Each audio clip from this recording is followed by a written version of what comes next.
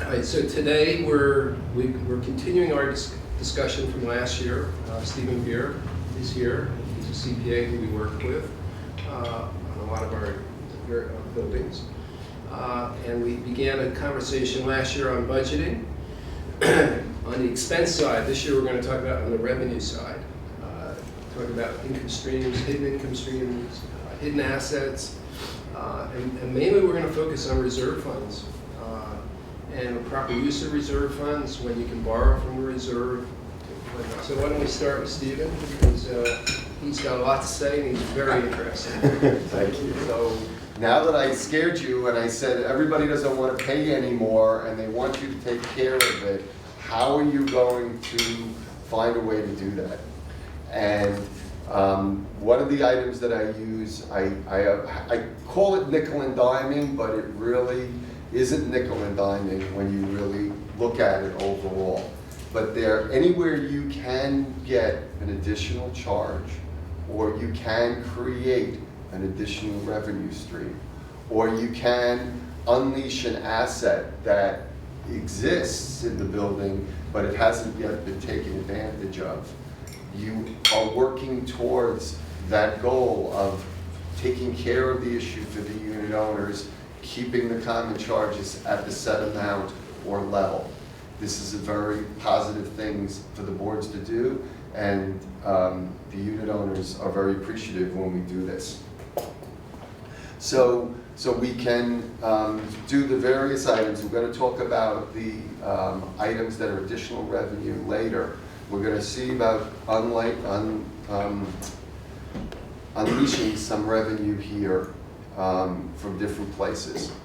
So a lot of the buildings have an owned superintendent's apartment in the building that was not part of the original conversion, and it's owned either by the co-op, or it potentially is owned by the board of managers on the condos. If it's owned as a common area per the plan on the condominiums, it doesn't apply. So I want to be careful to make sure that I say that a number of the condominiums, we can't do this. But the co-ops and certain condos, we can. These apartments, a lot of times, can be beautiful apartments. My favorite example is a building in Washington Heights, which overlooks Fort Tryon Park, and it's up well above river views from 3 sides, and the super's apartment was on the 11th floor, and it had views on 3 sides. So the building took a small unit on the 1st floor. They bought one of the units, and the super was relocated to that unit, and then we were able to sell that beautiful apartment after a renovation for several $1 million profit. So it's a great way to unleash value, and so long as it's not an issue with the superintendent in the building and you can do it, you're following the guidelines and you're creating value. Now, what's good about this strategy also is that the co-ops are a combination, when you get your apartment, of shares of the co-op, which owns the building, and also the right to live in the apartment.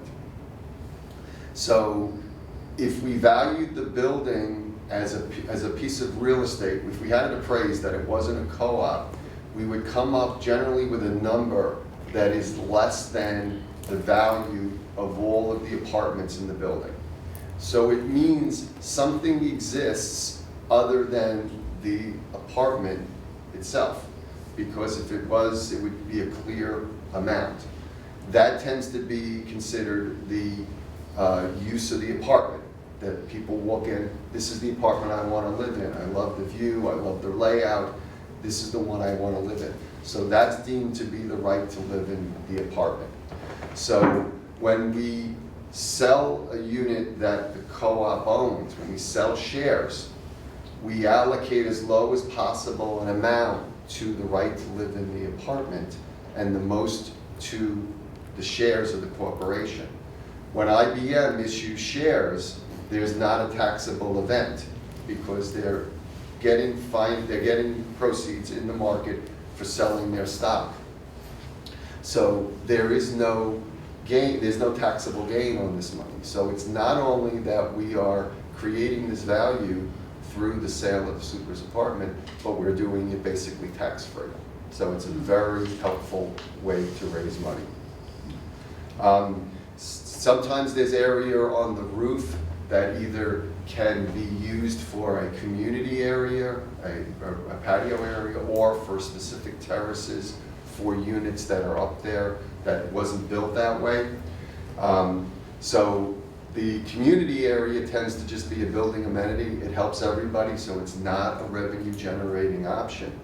But where we can take what was area that was not being utilized for anything and have it to be a terrace for a unit up there, there's a lot of value. People pay good money for those additions. It creates value for their unit.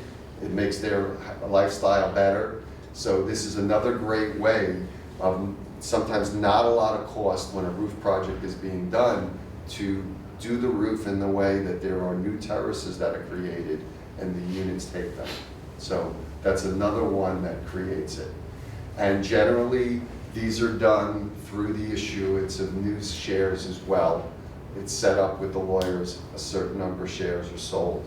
And that's another one that is the same thing, it's a tax-free event. So you're helping both the building and you're helping the people who have the unit. There are times where there's extra hallway space, either people are combining units or it's not needed. And we see these purchases where the hallway space also can be sold for shares to make the apartment better. It's the same concept. So this is another way that extra funds are utilized. We had one that was 2 floors to the 2 units per floor in the building, and the whole lobby area, they ended up taking it over, the whole vestibule area outside the lobby, the elevator. Came out beautiful, and it was like a $50,000 amount to the unit owners. The way the buildings are set up here in New York is the intention is to try to keep our staggered heights of buildings and keep beautiful buildings like the one we're in here not to be torn down and there to be still development. So a system is developed, and I'm no expert on it, is that there are rights to build floors above a building that are available, and they can be transferred to another building on the block to add on top of their area. So if you have air rights for 20 floors and another building is being built and they're already at, let's say, floor 50, that's where they're allowed, they can now go to floor 70. They can add that square footage that you have. This unleashes value to the building that sold the air rights. So this can be a great amount. We've seen large numbers. I've got a building where we're talking about, if I'm not mistaken, it's about it's $1 million a unit for the air rights. It's a huge number. This one is taxable though, so I don't want to mislead anybody into thinking that this one is not tax-free. But when these come around, these are great ways to increase revenue and to unleash an asset.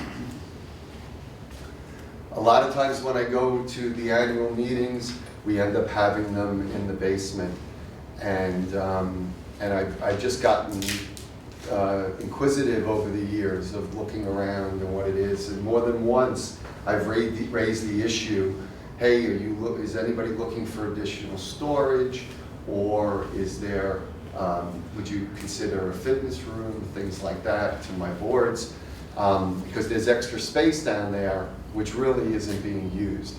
And it can be expensive to do the design, to do these types of conversions, but it has worked. I was at a meeting last night where They replaced the boilers and converted to natural gas because of the requirement they couldn't use number 6 fuel oil anymore. They ended up putting the boilers in a different place. The old boiler room has the old boilers there. They haven't yet spent the money to remove them. But for $30,000, they can remove the old boilers and set up new storage room, new storage space for unit owners. So it was about a 3-year payback when we looked at it. So there can be hidden assets in your basements. I've had where professional space, if there's a line of windows that make the difference, there'll be light coming into the unit. It's potential to put professional space in basements, especially in Manhattan where the rents have been getting so high. We even have a building which is considering selling there. The space was converted first to rental as professional space. Now we're looking at selling it because the tenant said we may want to buy. So it's an interesting case of how it transpired from just extra space, and we were able to convert it into an asset, and now we can sell it even further than that.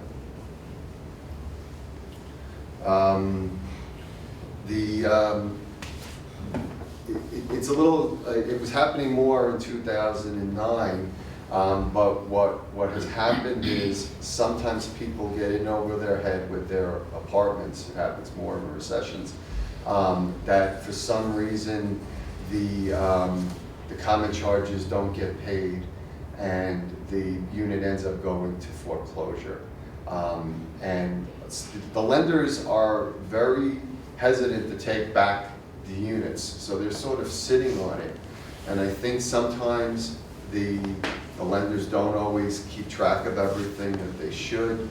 There's been a couple of cases where I've seen the buildings have gone to the auction because they have arrearages, and either nobody showed up or they bid a little bit more than whoever was bidding for the unit, and they ended up buying back a unit that was foreclosed upon in the building. Generally, these units need a lot of work. You know, somebody who didn't have a lot of funds that they didn't pay, or it was an elderly person, for whatever reason it became available. That unit then can be fixed up and sold, and it's the same concept of being our own stock. There's no taxable amount to it. So if there is a foreclosure going on in the building, I tend to tell my boards, just send somebody just in case. It may make sense that you end up getting back the unit.